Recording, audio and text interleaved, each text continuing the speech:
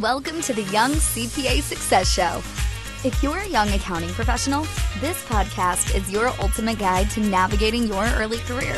Join us as we share valuable insights, expert advice, and practical tips to help you kickstart your path to success and excel in the accounting industry. Let's embark on this exciting accounting journey together. Our audience is typically young CPAs, and we found that this is a tough profession. It's a tough industry. I learned it was tough when my parents were in it in the 80s. It's been tough ever since, and I think the future is going to be tough. And one of the things that I love thinking about, in terms of navigating the office space as a young person, I've kind of described myself in this way. I tend to be a full contact conflict resoluter, which isn't always the best way to do it. And it's a skill that we're not teaching particularly well. And it's a lot of stuff that's learned on the job in terms of like having good mentors and learning how to do this. Yeah. And I think it's also a skill that is missing. And so that's where I'd love to start is talking with you a little bit about how you got into this type of teaching and coaching and kind of start from there. And then we can sort of figure out how to apply it to accountants. Well, I ended up getting into it before I went to law school. I'm a recovering employment lawyer, and for those in the audience who say, "Well, what's an employment lawyer?" I just want to be able to distinguish that there are many, many different branches of the law and many different areas of emphasis. And employment law deals with kind of the rights and responsibilities about harassment, discrimination, wage and hour, those types of things, and uh, in legal circles and also in kind of human resource circles, and maybe even for the folks who are working with businesses that have collective bargaining agreements in it, and union and sometimes even civil service rules, we view it as different. And I am in Washington State, and I was licensed to practice in Washington State, and we are what's called an employment at will state. There's a lot of, language, and whoever drafts the legislation, puts spins on what you call the legislation to meet their own kind of political, dare I say, agendas. In Washington, that means that people can be fired for any reason, a good reason, a bad reason, just so long as it's not an illegal reason. And so that's one of the areas that I really focused on, versus again, businesses and organizations that have employees that are governed by a collective bargaining agreement. And even within those organizations, you may have people that are exempt from overtime protections or required overtime protections. But I was just really interested in the employment relationship, and I thought it would be a great place to start. And then once I got into it, I'm like, not so much. I don't really like this very much. I like the idea, but I found that what I ended up talking to a lot of people with, it's like, well, this isn't necessarily illegal. It's not really something I can help you with. But so many people, it was such a drain on the organization. It was such a drain on them personally, on their families, on professionally. And like, one of those little, that there has to be a better way. And I had taken mediation training before I went to law school. And so I kind of got the imprint of what conflict resolution and exploring what people's needs and wants are within the various structures that they are living in. And that really made me look at things a different way. So, for some of your audience that, maybe being a CPA isn't your first career. Maybe it's you did something differently, and maybe you noticed how it is that your training makes you look at the world and define problems differently. And that was the same for me, is I looked at the world and defined problems differently within the parameters of employment law, but beyond the parameters of employment law. That's interesting because I love this idea too, and I loved your comment about being in various stages of recovery because my next door neighbor is a recovering employment lawyer here in New Mexico, so she's mentioned that at some point too, and it's like You we're need all to in go buy various her a stages. drink. Go Yeah, buy her a drink. It takes years to unwind from all of that. So, yeah. Is there, in terms of how to define conflict resolution, is there a way to start with like the textbook definition and then maybe dive into like what we get right about it and what we get wrong about it in terms of what people really think about how it works? that's a great, no one's actually ever asked me that question before. Oh, go But me. both parts of that question, is there a textbook definition and what we get right and what we get wrong? So I think when people think about conflict resolution, they think about, um, entitlement or that bad bosses or bad colleagues, like really kind of in the extreme. I define conflict is that if there are kind of needs and wants that feel like they're in conflict, or how people respond to each other, that drives a sense of disengagement or frustration or helplessness or hopelessness or anger. Mhm. Because in the workplace, all of that stuff impedes everyone from doing their best at work. And it also impedes the workplace from achieving the goals. And in my world, and I think every world has, and every profession has a different way of defining it. But I think about like, well, how much time and emotional and psychological energy are spent not on doing what you are paid to do to be able to meet the strategic goals of the organization, but are spent and get derailed in Mm. kind of what people would say like more the murky, sticky, personal type of stuff. And then I think maybe what we get right is that I just want to say, like, there's so few people that actually do get it right. But what I will say is for people who stop and look at it when they say it's not just business, it's not just work, that there's a human into that. And if someone is bringing forward something of concern, you know, if you can recognize that they are taking time to talk with you to maybe address in an inartful way, might be perceived as an aggressive way or a passive aggressive way, that they're taking the time to share with you what's important to them. And so those people who recognize that a conflict means that something important is at stake, that's what they get right. I think what Mhm. we get wrong is that more likely than not, we respond to how the message is delivered and don't get past that. I often say that a complaint is nothing more than a request in disguise, but sometimes the disguises can be really camouflaging. Mhm. And not many people can express that they feel impeded, that they're frustrated, but they may not be able to express what they want or what they need in a way that doesn't feel like an ultimatum or a threat, or like, you need to get back in your lane.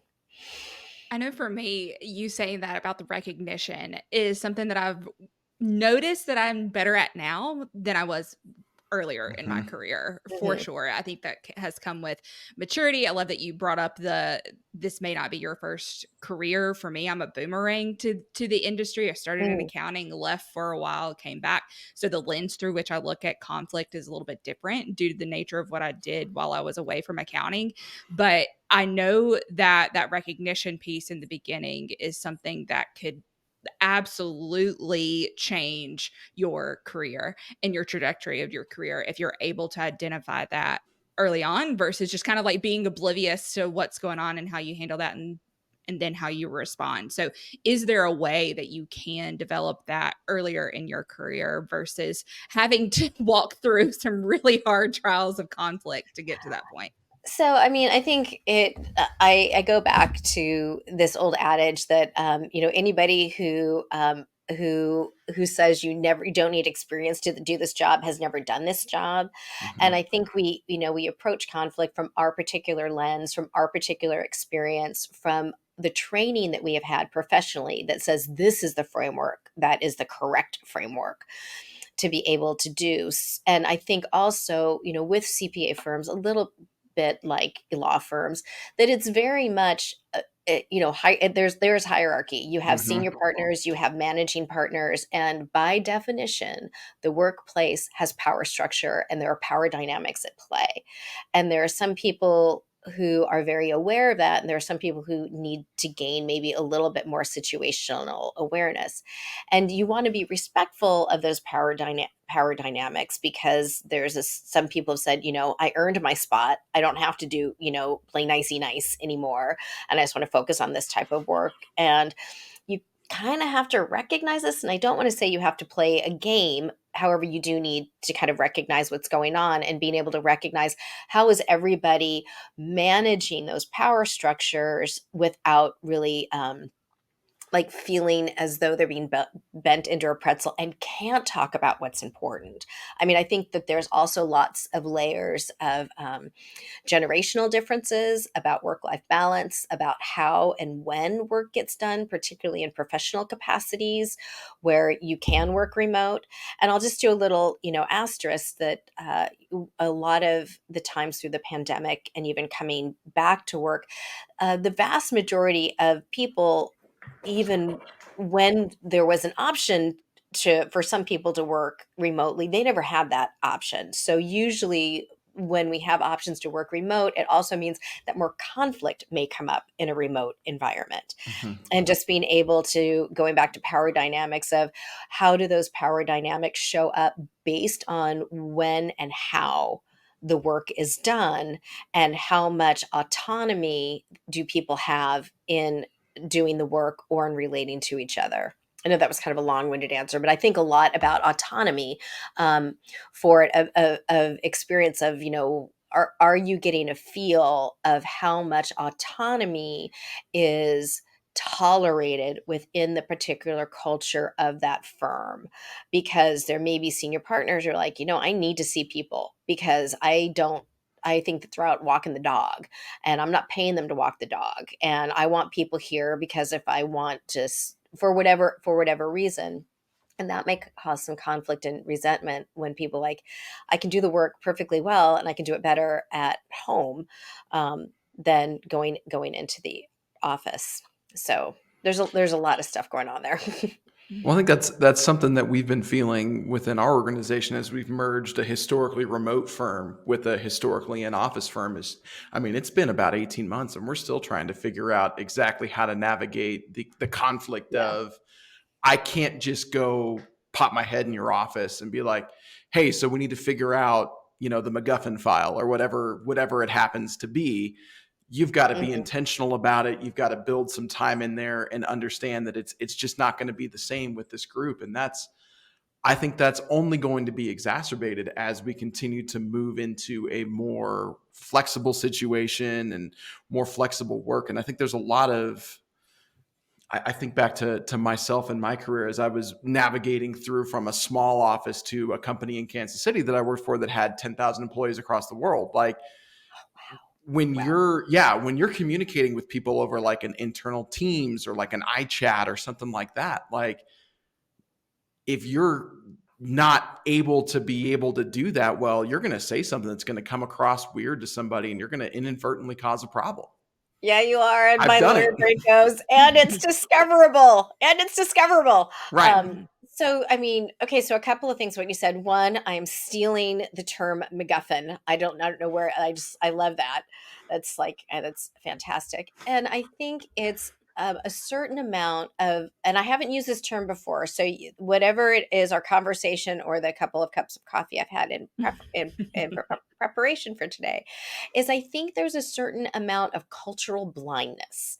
Now, let me tell you what I mean about that is that, so for example, the firm that you were at, where it was like mostly in person, what I'm hearing is like we had a way of collaborating and a way of doing things that really relied on and seemed to flourish in that person to person, which is great because not to make stereotypes, but CPAs aren't known for being really peoply people, like it's a valid stereotype.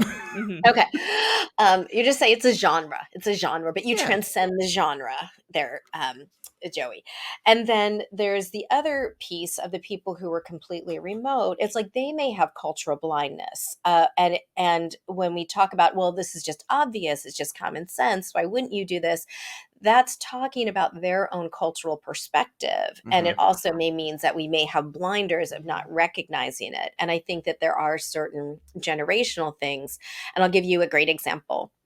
So when I was working with one group of people, and they were talking about, well, how do we do collaboration and increase engagement? And they kept calling it telework because they were in a generation where they were working remotely, but they basically relied on grabbing stuff off of a central server, writing briefs, and then if they needed to talk to somebody, they talked about telework. Well, that's a generational term. Most everybody would say, no, it's remote work or we're a distributed team. So even the language that they used, and the one person I was talking to said, which is also a little bit of that I relate to this, is she says, well, if I assume that if it's really important, someone's going to pick up my phone and call me.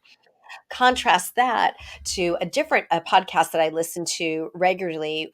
It's the folks for I Built This by Guy Raz, and they talk about a lot of founders. And one of the key founders, I can't remember who it was. It might have been from Etsy or something like that. But it was in relation to, it wasn't Etsy. It was a firm out of Silicon Valley, because they were reliving the time when the Silicon Valley Bank, was seized and almost went under. And this gentleman was saying his co-founder and partner, they would constantly be talking through Teams. Great. But if it was a deep, deep, deep emergency, they would text each other. And I'm like, there is no way on the planet. If it's an emergency, man, I'm picking up a phone. I'm calling somebody. And I mean, you talk about, I think, generational and cultural differences of, are we doing something entirely online? And Joey, to your point, that means if we get frustrated on people online, how do we express to people that we're frustrated in a way that says, like, okay, I need to start knocking heads together, but how do I do that in a way that expresses frustration or a sense of urgency or an unmet expectation, that doesn't make me look like, this is one of my favorite terms. You can steal this as I'm stealing, McGovern. Jackalope. It doesn't make you look like a jackalope. So, I mean, I think those things are, really kind of interesting, that as as our viewers and listeners are doing it, take a look how, and if you can't see it, in, ask some of the people of, like, how do we handle conflict here in a remote way? What happens if I'm only in the same space with someone in a virtual team, so I feel like I need to get their attention in a public or quasi-public environment because they seem unresponsive. I'm not getting the answers that I need. And had I been able to walk down the hall, I would have walked down the hall, and sat in their doorway until they paid attention to me.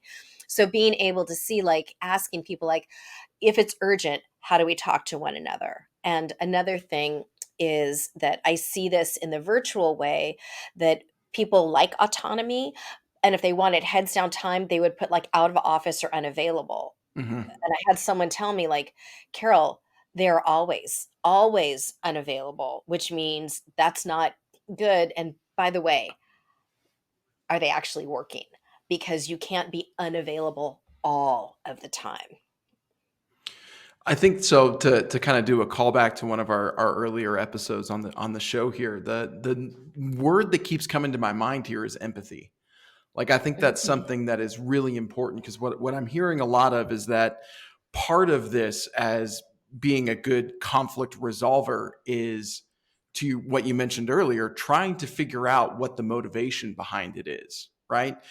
Where like, what kind of, I'll think about a hypothetical example where maybe Hannah and I have a conflict that we need to solve. I think a good conflict resolver, if that's a word, would be somebody who is going to sit there and say, I need to understand where Hannah is coming from before I have the conversation, to avoid it escalating from what's a 5 to a 10.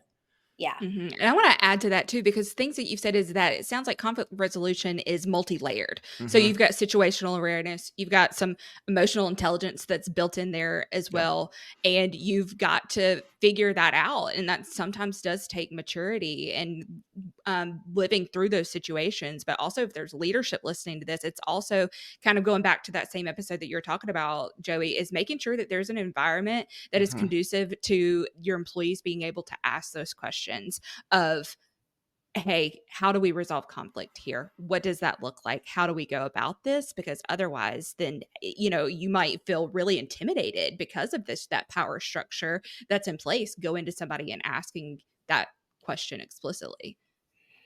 Yeah, and I think it goes beyond if there's any leaders out there, just saying, I want you to talk to that person directly. Every employee manual in the history since they started talking about, rights and responsibilities and harassment discrimination say that. There have been several Supreme Court cases that talk about that. So, but most people, because of power dynamics and being uncomfortable, will not. So when leaders are saying, don't, when you just go and talk to somebody, I think a great follow-on question, and great CPAs and great lawyers always ask the next logical question. So think about that, okay, so when I do that, what can I expect from them? Because I need to understand your culture enough. Like, what can I expect from them? But the vast majority of people, there is no training, like for structure. There might be an obligation of go and talk to them, but there's really no training, no language, no framework in order to do that. You can start having the conversation of, okay, so if I do that, if it is a quote unquote open door or talk directly type of culture, what can I expect from them? And most people will go, that's an interesting question. And Joey, to your point, I often say that when there's conflict, that empathy has an inverse relationship to conflict, that the higher the conflict, that the empathy bucket goes out because we're living in our own points of pain. Right. And I would like to share with you that in conflict, everybody has their own point of pain. Uh, and so not to try to psychoanalyze people, but to recognize that everybody will be experiencing some type of disruption. And I often say that if there's a conflict with one person, by definition, there is a conflict. It may not be to the same amplitude that you may experience it, or you may be saying, oh, that's just really nothing, or that's no big deal. Yet it is a big deal for them. And for most people, because they aren't comfortable with how they think you will respond, will minimize or avoid it. So, Joey, if you're saying like, hey, I'm just going to go straight at it,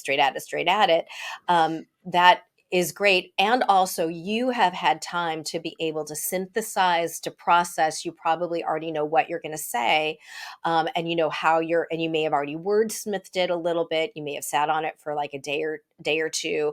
I don't know. Maybe you're just like, I'm going to go straight to it. Most people don't have that time to intellectually or emotionally kind of catch up.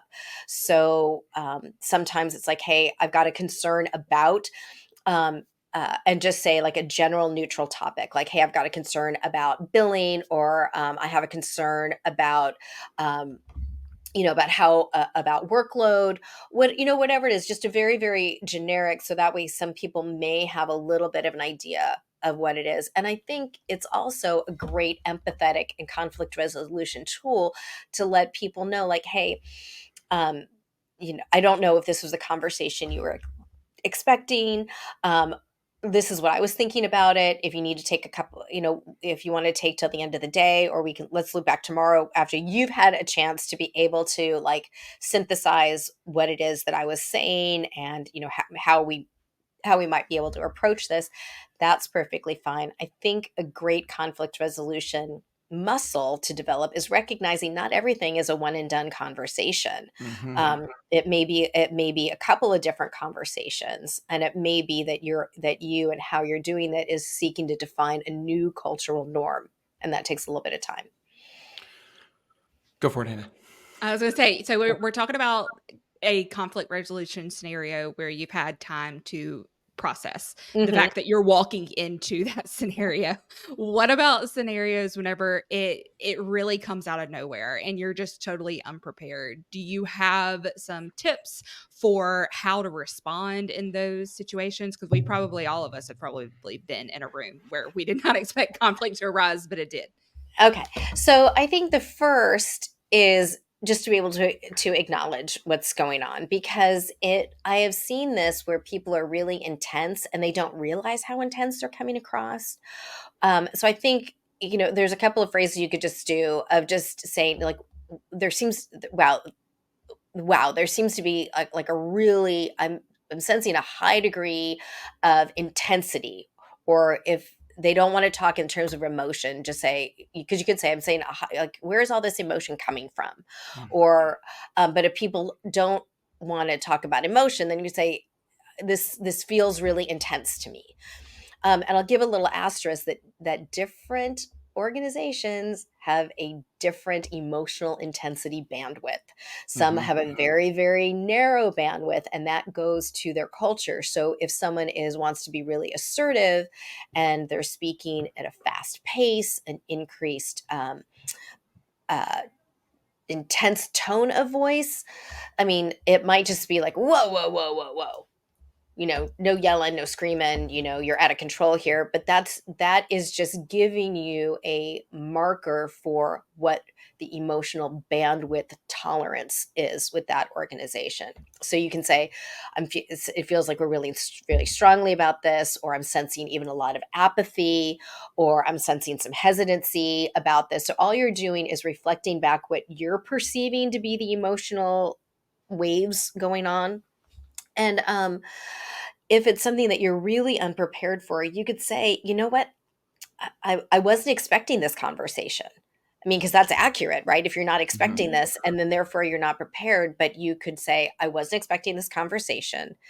Then the next part of what you could do is say, let me see if I got what the topic and the concerns are for you. And you just repeat back as if Mr. Poe, you're out there, my freshman and senior high school English teacher, he said verbatim, which means word for word. So if you can, nothing tells someone that you heard them like hearing their words come out of your mouth. And also, if there is an emotional component, you can lay in the emotional component of saying, okay, I just want to make sure, like, I wasn't prepared for this conversation right now. This is unexpected. Let me take a moment and just repeat back what I heard. And then at that point, you're kind of starting to define what the issue or issues are. You don't have to immediately respond and chick down, this isn't right, this isn't right, this isn't right. And if you are truly not prepared for it, say, I'm not prepared for this conversation right now. I wasn't expecting this conversation right now. And you could say, I think we could have a better, more productive, if you want to use buzzwords like collaboration or brainstorming or effective or efficient conversation, if I can pull away and gather my thoughts and then come back to you. And then you just say, is that okay? And if they say no, and they're in a higher position than you are, then it might say, okay. And if you'd say, but I would like to be able, after we have this conversation and I have a little bit of time to reflect on it, I would like to follow back up with you about it. So you're kind of getting permission to keep the door open to come back and like revisit it after you've had a little bit of time. And it might be like maybe you were receiving feedback that you didn't expect and you need time to digest the feedback. And you're saying, okay, this is what I got out, not what I heard you say, but this is what I got out of the conversation, that this is really important to you, that I thought this was the most important thing, but from you, they're kind of equal importance, or one is slightly higher, So again, you're just kind of helping each other define what the issue or issues are, because if you start engaging in unilateral problem solving, that's based on your perception of what's going on, and you may be doing things to exacerbate the situation. So I'm not a big fan of unilateral problem solving. Think about it as some of your clients decided to do unilateral problem solving with their bookkeeping or with all this different stuff. Jeez. We don't like that. No. They just said, I don't like those, you guys have to forgive me, but there's a reason why I have a CPA and a bookkeeper, because that stuff drives me crazy. It's the Back when same I took reason we have federal lawyers. taxation in law school, I'm like, I don't like this. I don't like this. But so being able to go back, I think that that's important, because we talk about, the ability to give and take feedback. It's no different than in conflict resolution, because conflict Mhm. resolution at work is about how the work gets done, and like its weird cousin, is feedback. I kind of just had a vision of the Barbie movie. There was weird Barbie, that there's That's right. conflict resolution and there's feedback. And depending on, I think, where you are in the power structure, you kind of like one more than other. One's like the good Barbie, and the other's like the wacky Barbie. But the wacky Barbie is more fun. The feedback thing is interesting because I think a lot of people, and especially younger people that I've noticed, are like scared of feedback. And I was having a conversation with one of my professors from college, and we were talking about test taking and stuff like that, and how he's actually getting ready to, or I think he just did publish a paper that's talking about how test anxiety in college students is like at an all-time high right now, Mhm. because they don't see the true feedback that they're getting from grades. They don't see it as something as, oh, this is just feedback on what you know and what you don't know. It's, oh no, this is feedback on your value as a student, yes or no. And because of that, I think a lot of it started a little bit with my generation. I think it's gotten worse, which is, people are afraid of feedback, and they think, oh, all I hear is, oh, if you have to give me feedback, then it's negative, as opposed to, no, this is a learning and a growth opportunity. And with that in mind, what are some ways for some of our younger CPAs who maybe aren't as comfortable in a feedback environment about getting comfortable receiving feedback? Oh, okay. We could have a I whole, was gonna say we that could could have be a a whole couple nother of bottles of podcast. wine conversation on that. Yeah. Okay, so the first, I'll just say it out loud. Can I? So, and if you need to beep this out, some people are crap at giving feedback. They absolutely are, because Yes. it's very judgmental, it's very shaming and blaming. Hmm. Um, and the other thing too is that not every piece of feedback, um, can is a growth opportunity. What I mean by that is, like, sometimes it's like, sometimes we make like mistakes, and sometimes it's a Hmm. screw up. And so it's like, and I think one of the things that people are concerned about is like, how do I deliver the message? This wasn't just an oops, this is a growth opportunity, but like, no, this is a screw up. And there are cascading impacts of that. And I need for you to understand the magnitude of that I'm dealing with this. And then there's like, well, then did I make a mistake? Whose responsibility is it? Or did I just, really just screw up? And then again, going back to what's the tolerance, what's the bandwidth for the organization to be able to deal with that? Hmm. Um, so, and the other thing is, not all so a lot of the times the feedback may be more reflective of the person giving it. And so I think there is maybe having a little bit of a healthy reflective response, to be able to take a step back and say, okay, is this really about me, or is this more about them? And I remember I've gotten feedback, because I do a fair amount of public speaking at conferences and with associations, and in-house with professional development opportunities. And I remember one kind of, this was a while ago, but I did this great, really fun presentation with a colleague, and I think it was a spin on the Wizard of Oz, of workplace investigations, threats, harassment, and UFOs. Oh my, because there was lots of different stuff going on, and one of the pieces of feedback was that I didn't like her hair. She swept her finger across her hair too much, and I'm like, it was a new haircut. I thought it was really cute, and it was like, and that was the feedback of, I didn't like her hair or something like that, versus, what is it about the content? What is Hmm. it about the content? And I think, one of the things, like, well, was that more about them? Was that more about me? And I'm like, well, that was more about them. However, if it is that some people find certain behaviors distracting, I can take a look at that. And so looking at it, especially, with the newer folks, you have people who have their preferred ways of doing things, and they will train their preferred way, their preference as gospel, as the way of doing it. And it may be their way of doing it. It may not be the way of doing it. And chances are the firm also has protocols that it works within, the way that they do things, that creates their brand, that creates their reputation, that you need to be aware of as well. And so certain things of, don't do this, do this instead, it may feel a little bit constricting, but that may be more in line with their culture and their brand and their reputation. So being able to take feedback about, okay, is this about me? Is this about the way that I process work that may impact how other people process work? Or is it you just don't like my hair?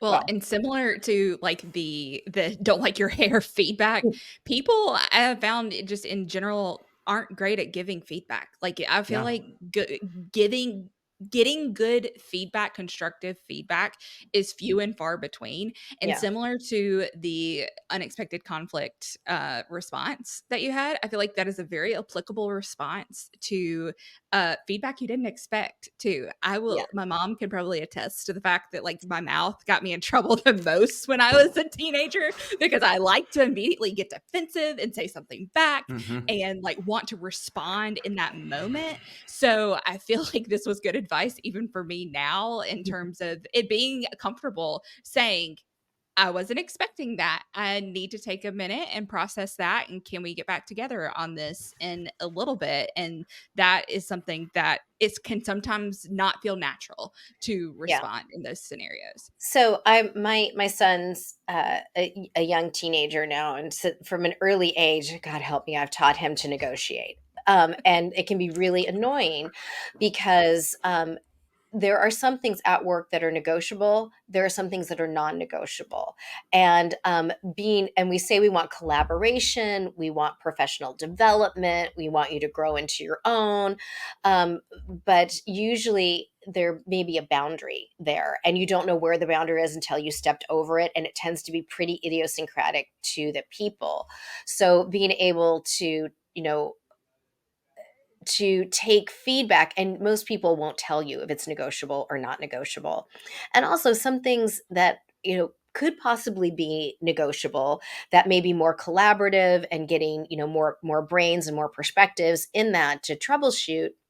It feels um, maybe a little bit insubordinate, of like, because sometimes when the senior partner tells you to do something, the boss tells you to do something, you just need to do it. You may not know all of the intricacies of the whys. And I think particularly in organizations, the higher up you go, the more access you have to information. And there is likely information out there that you do not have access to, that you will not have access to, because your place in the organization, it's not out for public consumption, or they don't want you to know, or it's not appropriate for you to know at that point in time. So you're not it's it's not like we're Googling everything within the cultural norms of the organization. There are some things that you do not have access to, you will not have access to, and they may not tell you that. And so it maybe feels uncomfortable, and maybe we're not understanding why people made decisions, of why something happened. And so it's this dynamic of maybe being able to prompt the question of, can I ask questions about this? And most people will, and then maybe prompt them and saying, I'm not sure maybe you're not at liberty to tell me everything, but if you're not at liberty, can you at least tell me you're not at liberty to share all the information with me, but can you help me get some grounding in this, because I want to better understand how decisions are made here, because I want to be able to make decisions that are in line with what people who are reviewing my decisions would expect. So let me know, is this negotiable? Can I talk about this? Can I talk about this now? And not just theoretically, but can we talk about this now?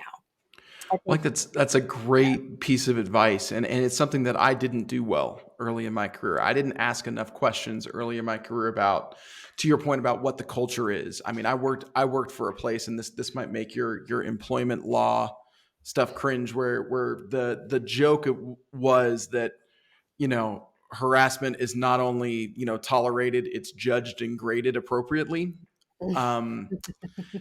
I didn't ask that question early enough in my career there, and realized had I been asking more questions about how are decisions made and what sort of things are going into this type of thing, I would have learned a lot sooner that that wasn't a good cultural fit for me. And it goes back to, I think, the second thing that I think of when I think about that scenario you just talked about is trust, right? If I have an inherent, like, undefinable amount of trust for the leaders that Hannah and I directly work with here in the firm. Hmm. And if they told me to do something and said, hey, I can't really tell you why, I just need you to get this done for me, no questions asked. Yeah. I didn't have that same trust with other people. And I would be worried about, is this something that's going to cause me to get arrested down the road because my name was on something that shouldn't be Yeah. there. So I think those are all great questions, especially like in an interview process. If someone comes to me and says, hey, in an interview and says, can you talk to me about how your conflict resolution happens in your firm? That's such a great question. I would be like, that person is really, really invested in this process. Yeah. And I mean, when it would talk about a conversation people aren't aren't expecting Absolutely. during an interview, but I think it also goes to a little bit of power balancing at that if you at an interview were asking that question, you're interviewing the firm as much as the firm is interviewing you. And 100%. As you that's should not be. always the case. And there is a huge amount of freedom for that. Like, and Yeah. there you go. Not everyone's really comfortable with that, or they view that degree of pushback or that degree of equalizing power structures isn't comfortable. I mean, it Mhm. feels like a very American thing to do, of being able to ask those types of questions.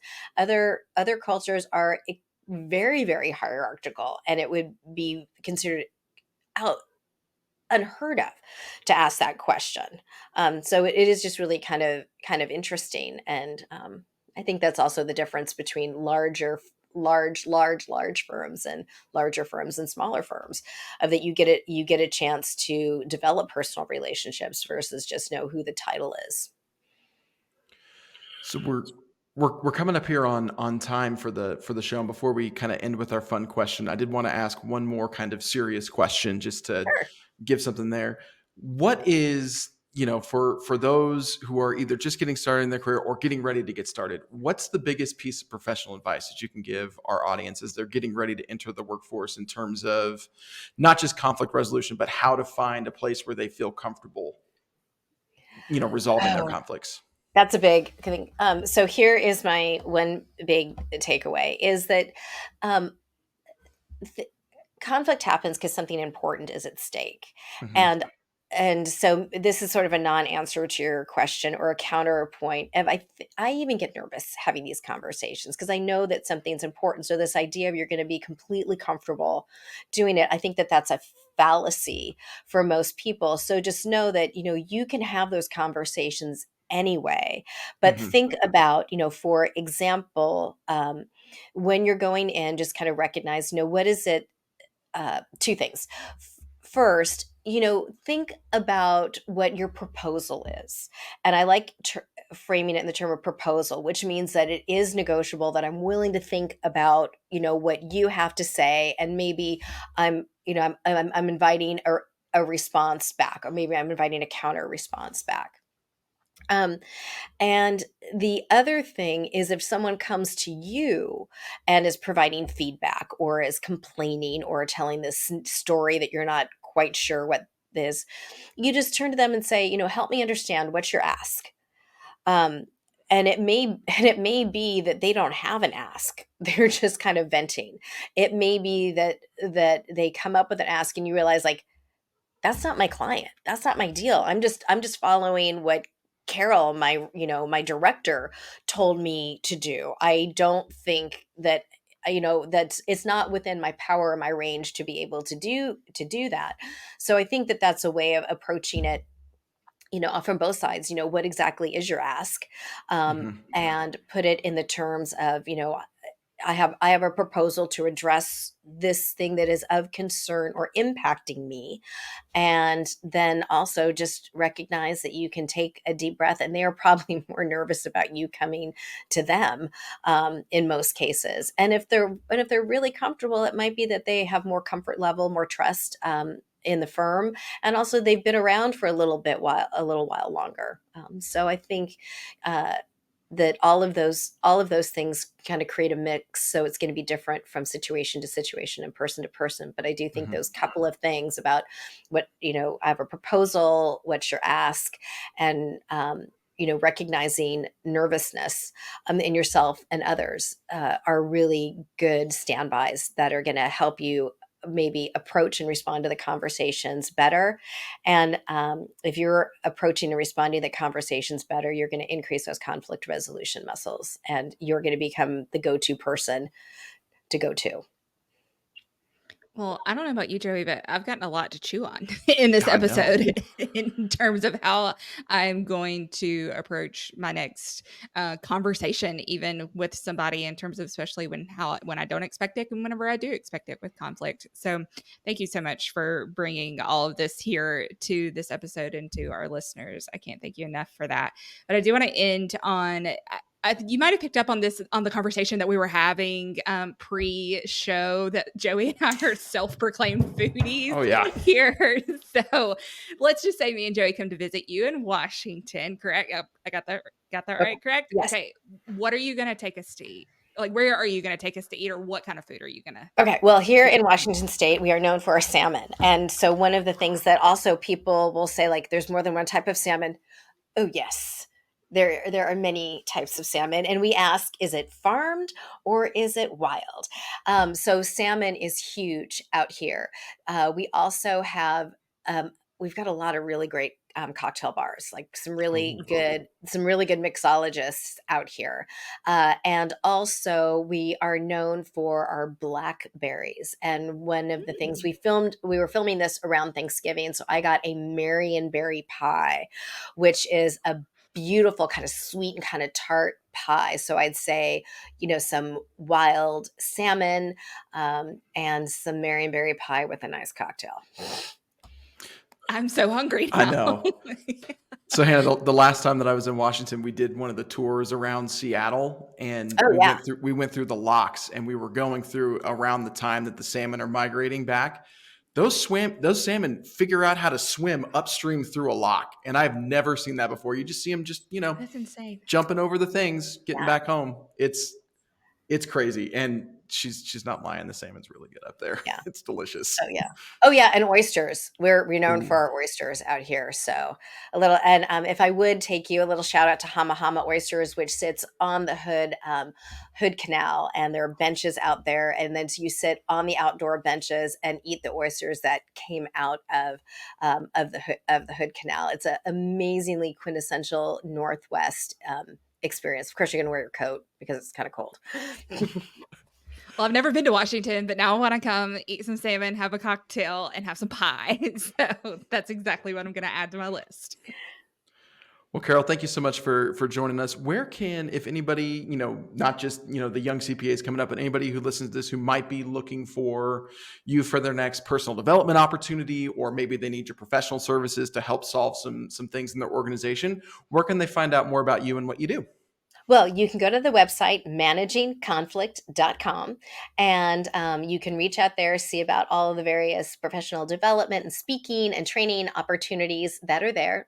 And if you're so interested, I'm on several different social media platforms, including LinkedIn, where not too long ago, someone named me one of the top 30 people to follow on LinkedIn for conflict resolution. Hey, there you And go.